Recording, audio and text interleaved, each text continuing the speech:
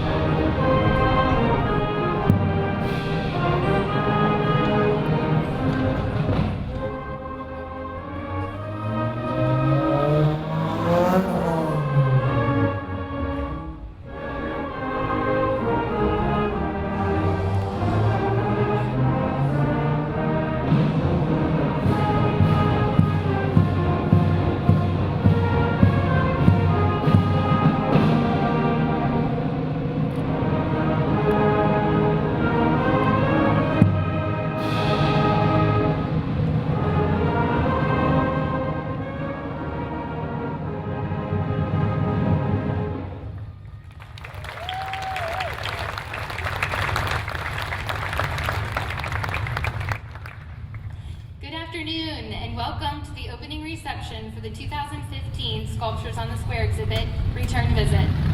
My name is Catherine Hayes, and I am currently the Executive Director of Troy Main Street. Troy Main Street is a nonprofit that is working to strengthen the heart of our community by enhancing the quality of life here in Troy. And one of the ways we do that is by bringing the Sculptures on the Square exhibit every other year to downtown Troy. And this is the mission. The mission of this project is really to bring free public art to our community for every single person to enjoy. This year, it is truly a monumental exhibit, not only because the sculpture is 31 feet tall, but this is also the first time this particular sculpture has ever been released for public viewing. Troy, Ohio is the first city in the world to receive this particular sculpture, and we are very proud of that. This project would not have been possible without the support of the Miami County Board of Commissioners. As many of you have seen in the past, our sculptures are typically placed all over downtown Troy. But this year in particular, it was a 40,000-pound sculpture, which just can't go anywhere. So the Board of Commissioners was gracious enough to say yes when a crazy group of people said, hey, can we put a 40,000-pound sculpture on your front lawn? So they were really a wonderful partner to work with on this project. And to say the least, we are absolutely thrilled that the sculpture was able to be placed here, and we couldn't have asked for a better location for it to be stationed right next to our beautiful historic courthouse. So with that, I'd like to invite Commissioner O'Brien up to the podium to say a few words of welcome.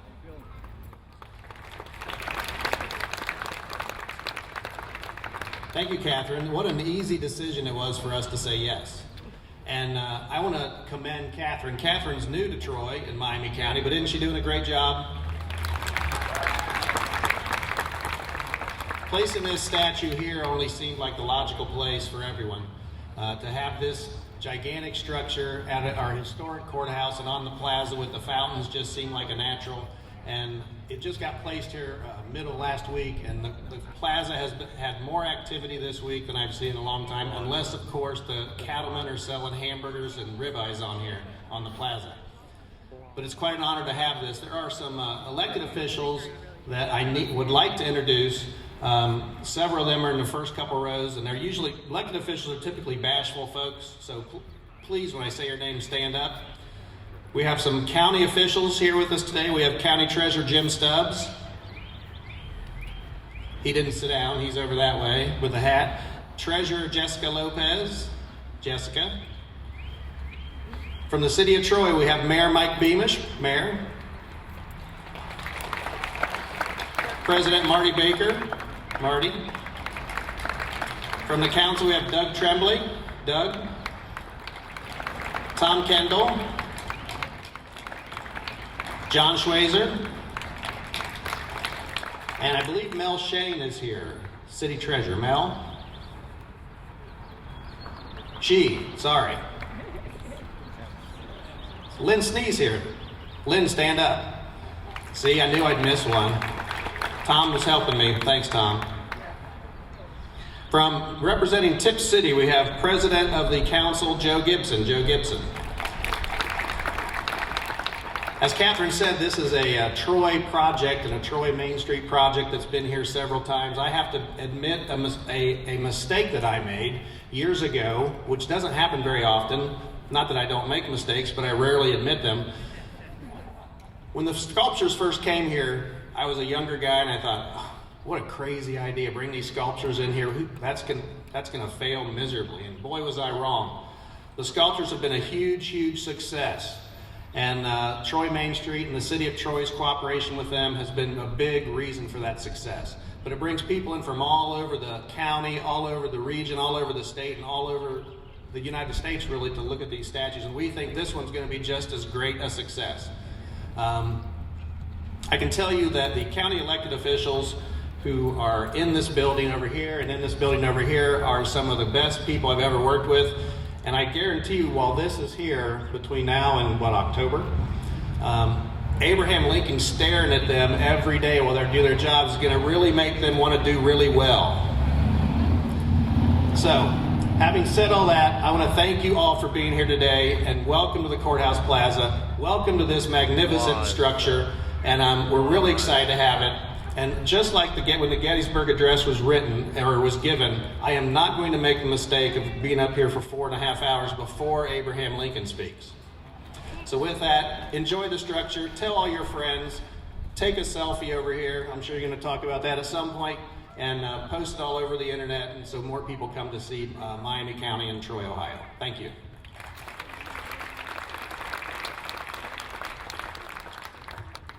Thank you, Commissioner O'Brien. Next, I would like to invite Mayor Mike Beamish up to the podium to say a few words. As the Commissioner said rightly, the City of Troy has been an active partner in this project with us for over 15 years now. Several city representatives even sit on the planning committee, and it is due to the partnership with the city and the police department that this sculpture was able to arrive safely.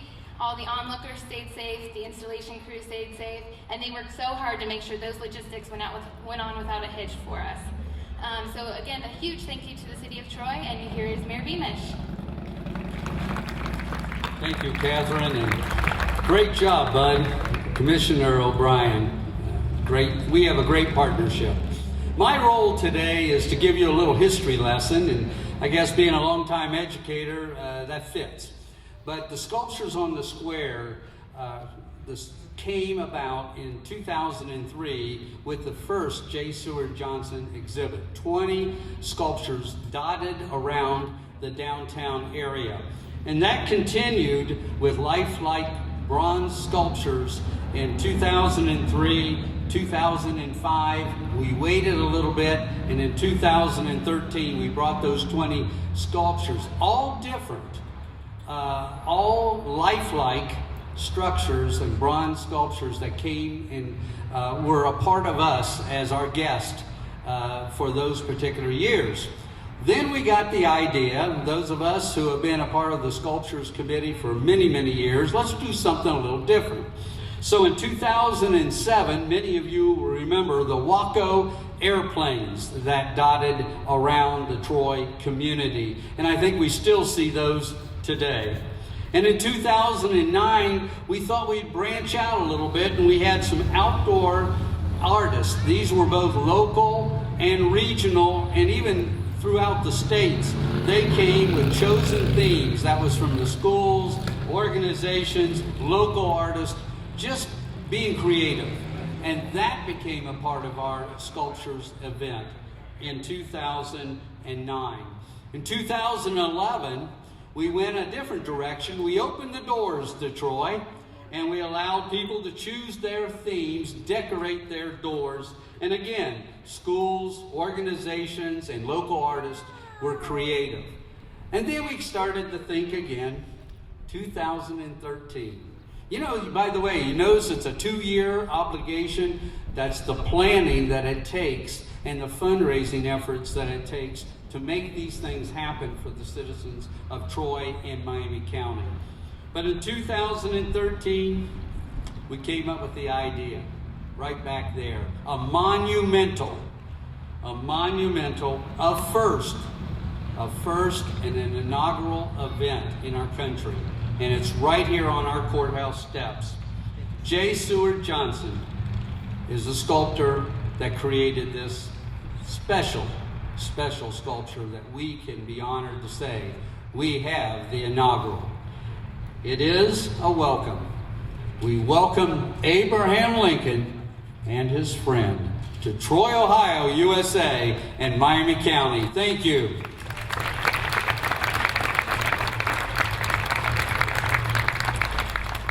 Thank you, Mayor Beeman. This exhibit itself is momentous for the city of Troy. This year also marks a very important milestone in the legacy of Abraham Lincoln. It is also the 150th anniversary of the assassination of Lincoln and the subsequent journey of his funeral train from Washington, D.C. to Springfield, Illinois. To put the significance of the sculpture into the national context, I would like to invite Scott Trossel up to the podium. Scott is a Lincoln scholar and author of the nationally acclaimed book, The Lincoln Funeral Train, as well as 50 additional books. He's appeared on the History Channel, consulted to the Library of Congress, appeared on NPR, most major TV networks, and several national newspapers. He's also currently working on an upcoming documentary about the Lincoln Funeral Train. Please welcome Scott Trossel. Well, this is great. You know, I've been on the road for a few months talking about the funeral train, so I can close my eyes and my mouth would just run by itself. 150 years ago on this date, the remains of Abraham Lincoln were received in Springfield, Illinois. And 150 years ago, tomorrow, Lincoln would be buried at the Oak Ridge Cemetery. And it was not without controversy. This man had gone to Washington to try and keep a Union together. The topic of slavery and the Emancipation Proclamation, the Gettysburg Address were, of course, all subsequent events. But on April the 14th of 1865, the entire situation changed. The South had surrendered. It was a peaceful surrender. Lincoln died from a single gunshot wound to the head on April the 15th. And there was to be a funeral train to go somewhere. I'm not going to get into the details of what that involved, but 2 people were asked to co-chair the funeral train. One of them was John Garrett of the Baltimore and Ohio Railroad, and the other one was Governor John Breaux from Ohio. John Breaux, in my line of descendancy, I am a seventh cousin of Governor Breaux, who put the train together. So we like to talk about the fact that he ran the train, I get to write the stories. The train left Washington on the 21st, and it enters Ohio in the early morning hours of April 28, 1865. And it's to make two official state stops, the first being at Cleveland and the second one being at Columbus. And there would be a few intermediate stops made for brief memorials. Over 100,000 people passed through a specially built structure to view the remains of Lincoln in Cleveland, and at Columbus, nearly 9,000 people an hour passed the coffin. And then the train was to move to Indianapolis. In 1865, there was no Bradford, the railroad town. The railroad terminal was in Piqua, and the locomotives of that day were good for about 70 to 80 miles of operation, and they needed to be changed. On April the 29th of 1865, the funeral train passed into Miami County about 11:30, maybe 11:40 in the evening, headed for Piqua. At just after midnight, it descended the Miami River grade, headed west across the Miami River, and stopped in Piqua. There was to be a half-hour memorial service, and it was conducted by the Colonel Reverend Granville Moody, who was a Methodist minister assigned to the Methodist Church in Piqua that day. Now, Moody represents another element of Lincoln's presidency. Moody was the man that Lincoln first discussed the idea of the Emancipation Proclamation. And that Emancipation Proclamation holds true today. So the people from Piqua, the people from Sydney, from surrounding communities came to town. At Wayne Street, at the site of what today is the Piqua Police Station, they conducted a memorial, the same hymns. There was a laying of the wreath on Lincoln's coffin. There was no public admission. And then it was over. And Lincoln left the county they left the city of Piqua about 12:30 in the morning on April the 30th. So the train was actually here for 2 days, 2 calendar days. And then it headed west to Indianapolis. It was received there about 7 o'clock the next morning. It rained most of the time, and ultimately they end up in Springfield, Illinois.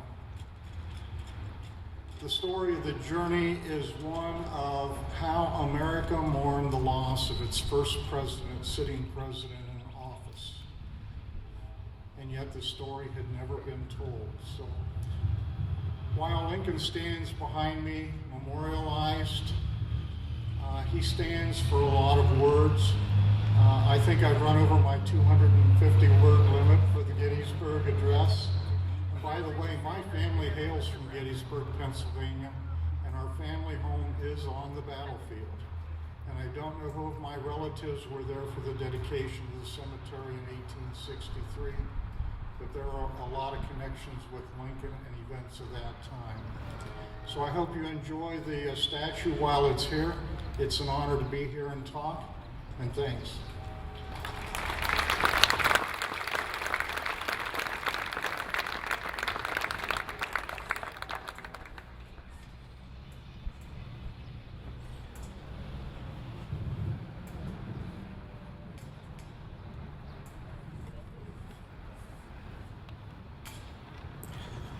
Fourscore-and-7 years ago, our fathers brought forth upon this continent a new nation, conceived in liberty and dedicated to the proposition that all men are created equal. Now we are engaged in a great civil war, testing whether that nation or any nation so conceived and so dedicated can long endure. We are met on a great battlefield of that war. We have come to dedicate a portion of that field as a final resting place for those who here gave their lives that that nation might live. It is altogether fitting and proper that we should do this. But in a larger sense, we cannot dedicate, we cannot consecrate, we cannot hallow this ground. The brave men, living and dead, who struggle here, have consecrated it far above our poor power to add or detract.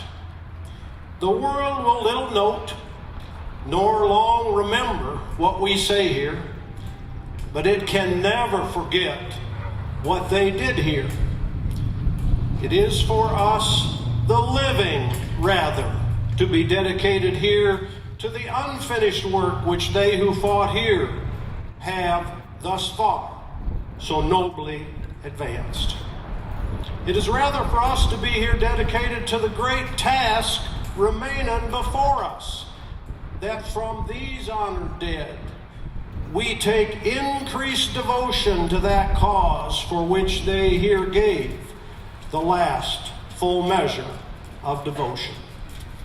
That we here highly resolve that these dead shall not have died in vain, that this nation, under God, shall have a new birth of freedom, and that government of the people, by the people, for the people, shall not perish from the earth.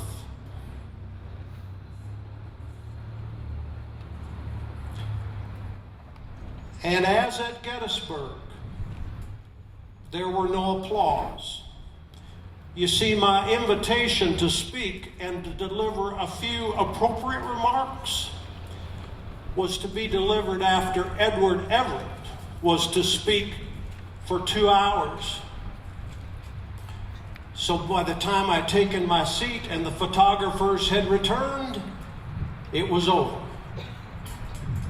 And I prepared hard for this address. I showed it to Secretary Seward some 2 weeks before, where I had written it at the old soldiers' home. And I said, "What do you think, Mr. Secretary?" And he said, "It's a good start." I hadn't the heart to tell him it's all I could do. You see, the borough of Gettysburg and the Commonwealth of Pennsylvania were angry over some 58,000 dead Americans on the battlefield, the calamity of which we have never seen. So Federal Cemetery was requested, and the speaker of the day, Edward Everett, was invited to the keynote. Someone suggested the president attend. The committee said, "If that's so, tell him to say a few appropriate remarks." In other words, get here, say something, and sit down. And I understood that. So that's what we had thought about going into Gettysburg. But now we have a return visit. And although 150 years ago at Springfield, under some controversy, an event took place, we're here now in Troy, Ohio, and I marvel at the notion that we celebrate.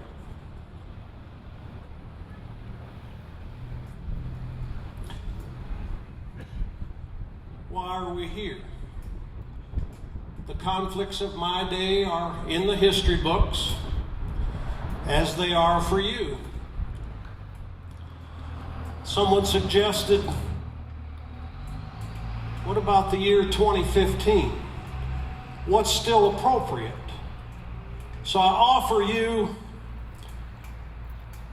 the speech I gave to the 165th Ohio as they came back from the battlefield to return home to Ohio. And I was of the mind that there was an election coming. And this is what I told them. But you think about it through your lens that you live through today. I suppose you are going home to see your family and friends. For the service you have done in this great struggle in which we are engaged, I present you sincere thanks for myself and the country. I am almost always feel inclined when I happen to say anything to soldiers to impress upon them in a few brief remarks the importance of the success of this contest. It is not merely for today, but for all time to come, that we should perpetuate for our children's children this great and free government for which we have enjoyed all our lives. I beg you to remember this, not merely for my sake, but for yours. I happen to temporarily occupy the big White House. I am a living witness that any one of your children may look to come to this house as my father's child has. It is in order that each of you may have, through this free government which we have enjoyed, an open field and a fair chance for your industry, enterprise, and intelligence, that you may all have equal privileges in the race of life, with all its desirable human aspirations. It is for this the struggle should be maintained, that we may not lose our birthright, not only for 1 or 2 or 3 years. The nation is worth fighting for to secure such an inestimable jewel. And some say the war continues, and we think of those soldiers not on our land, but on foreign soil. And what is it they fight for? And what did the founding fathers mean when they said all men are created equal, endowed with inalienable rights, those being life, liberty, and the pursuit of happiness? That's what Douglas and I argued with over in Illinois in '58, and it spilled out of the boundaries of the state to Ohio. And some suggest that the speeches of Ohio were part of the debates, but they weren't for a statewide election. It was now on the national scene that a debate of what it means for all men to be created equal. And that great book, some say the only book I ever wrote, was published at Columbus by Follett. The speeches of Abraham Lincoln and Stephen Douglas. And although it was modest to begin with, it was published and republished and republished. And it was the great land of Ohio where I first saw the issue of slavery for my own eyes. And I told Speed it has been a torment to me ever since. So when the question of all men being created equal was asked, I called for the federal response. Douglas said he thought popular sovereignty was just fine with him. Let the people of a territory decide. But if that case was true, it opened the case for not only slavery moving to the West Coast, but into Central and South America. And when would it stop? So some folks have asked about my religion. And I'll put it to rest now. Back in fall of '62, I wrote a small article called Meditation of the Divine Will. And this is what I want to leave you with. Why are our times the way they are? Why are your times the way they are? And what's going to happen? Ponder on this, if you will, as I close. I would also suggest that train whistle is on a track prescribed by Stephen A. Douglas, who was the chairman of the Committee on Territories. He knew we needed organized government all the way to California if we were going to have railroad development. So although some of you were aggravated at the sound, we thank Stephen Douglas for that. And the marketable materials that it carries as an economic engine. The will of God prevails. In great contests, each party claims to act in accordance with the will of God. Both may be and one must be wrong. God cannot be for and against the same thing at the same time. In the present Civil War, it is quite possible that God's purpose is something different from the purpose of either party. And yet the human instrumentalities working just as they do are the best adaptation to effect His purpose. I am almost ready to say that this is probably true, that God wills this contest and wills that it shall not end yet by His mere great power on the minds of the now contestants. He could have either saved or destroyed the Union without a human contest. Yet the contest began, and having begun, He could give final victory to either side any day. Yet the contest proceeds. So on this return visit, I thought my times were the source to live in. And now I live in your memory and in your current present. Your times will be determined by you and your meditation on the divine will. I'm absolutely happy to be back on the ground called Ohio, County of Miami, City of Troy. The pride is alive here, and it's palpable, even in this old heart. I bid you a good day.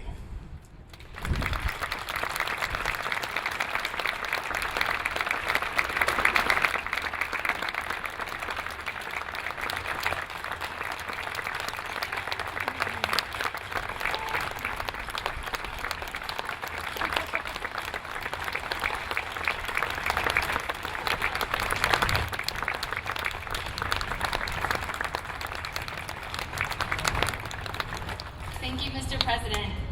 Abraham Lincoln is portrayed by George Buss today, and as Lincoln said about himself, George too is 6 foot, 4 inches tall, nearly, and weighs between 160 and 180 pounds.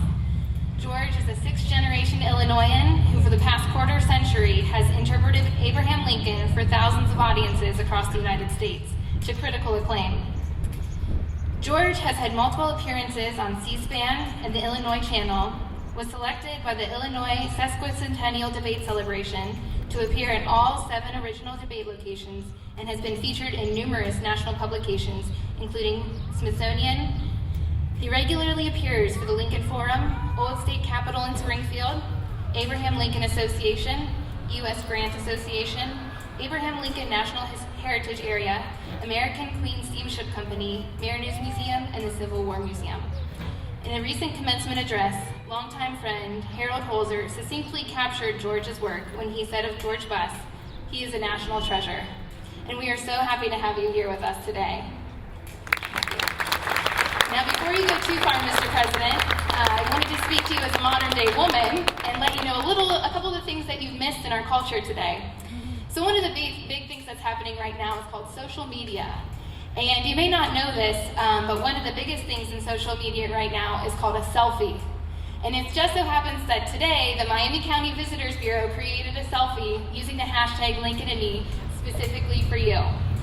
Now, this may sound a little bit confusing, so I'd just like to go ahead and demonstrate it for you right now. So if you wouldn't mind, I'm going to go ahead and take a selfie with you.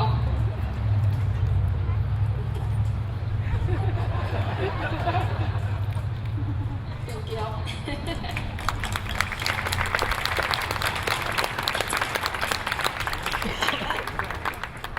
As we get ready to conclude our program this afternoon, I want to take the opportunity to recognize all of the people who have worked so hard to make this project happen.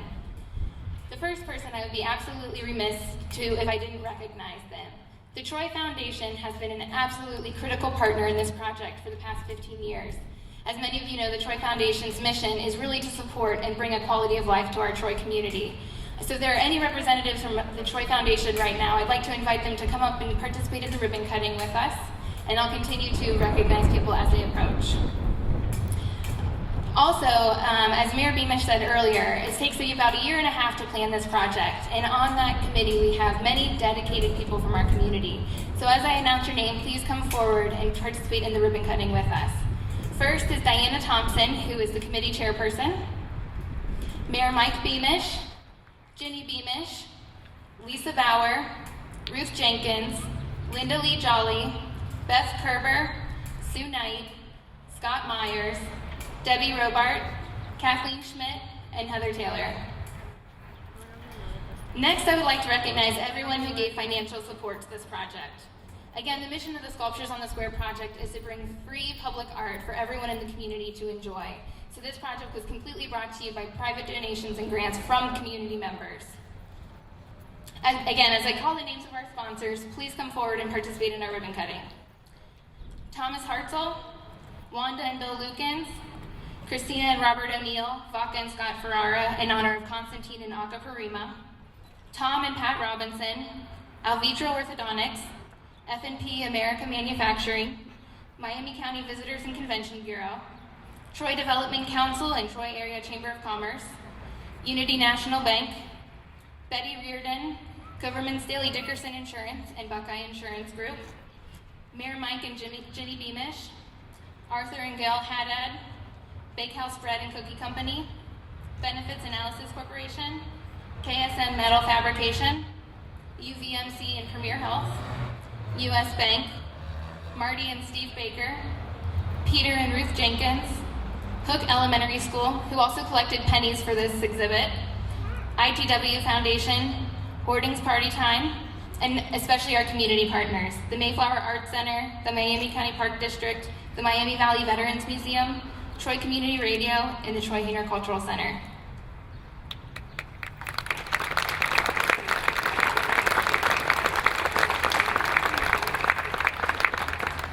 I'd also like to invite Carla Lohr up to this to participate in the ribbon cutting. She has been a member of our committee for many, many years, so we'd like to recognize her as well.